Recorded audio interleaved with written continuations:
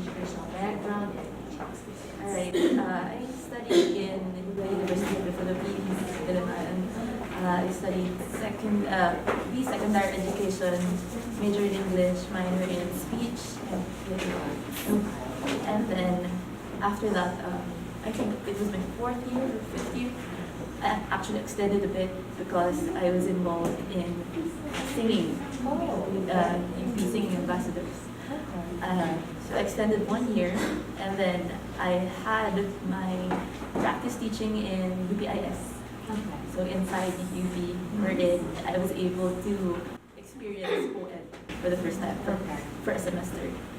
And after that, I took a break from teaching formally, and I taught tutoring Japanese students. So English? Yes, ESL.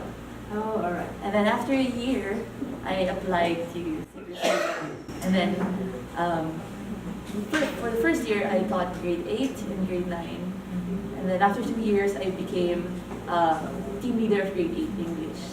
So now, I'm still the team leader of grade 8. I'm responsible in overlooking the unit plans of my teammates. Most of the time, I also do the assessments for that year, so for the whole batch.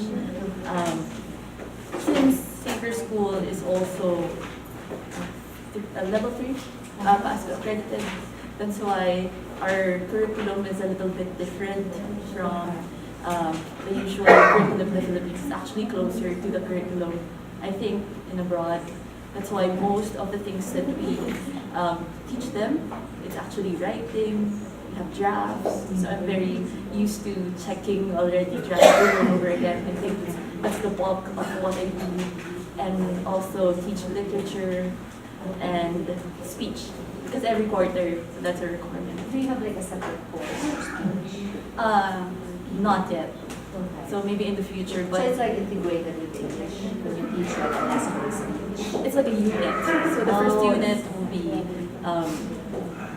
literature, then it will be related to your writing, and then speech. So tell me about your classroom management procedures. Like what happens in the first 5 minutes of class? Usually, because I'm an advisor, so Okay. so for advisory class, it's different because you have to give reminders. But when it comes to English, I try to settle them down first. I don't know, because sometimes I don't know if I look young, but actually to my students, I can be very intimidating because they had this idea that for the first few months or half the year, you shouldn't smile too much. Yeah. So I really do that so that I establish my routines. So I what are your routines? First, I wait for them to get ready. So once I enter the door, they should be standing. And then before we pray, because it's a Catholic school, I tell the prayer leader, make sure that you don't start unless everyone is ready. And I make sure to look at them sternly. Now I see it in your eyes. So that they know, even Stern. even without talking, that they're supposed to settle down. And then after that, of course, we begin with pre-election. That's what they enjoy actually the most. Okay. And then after pre-election, we try to connect that to the actual story or to the lesson that we're going to discuss. And then after that, I try to give them check-up, not really assessments, but formative assessments. And then after that, I call it a take-off.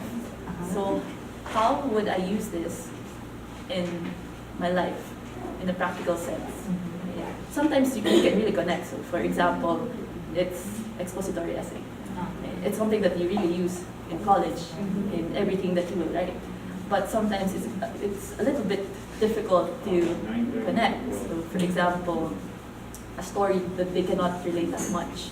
But you have to find a way, the value, look for the value, and then connect it to the real, to their lives.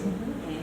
And then that's it. So that it makes sense for them, even if Sometimes they find the lesson difficult, but at the end of the day, what the value that they get out of it would make sense. Sounds good. I think you're very passionate with what you do. I am. Yeah. So, and really want to mission every day to the United States. Okay? Thank you,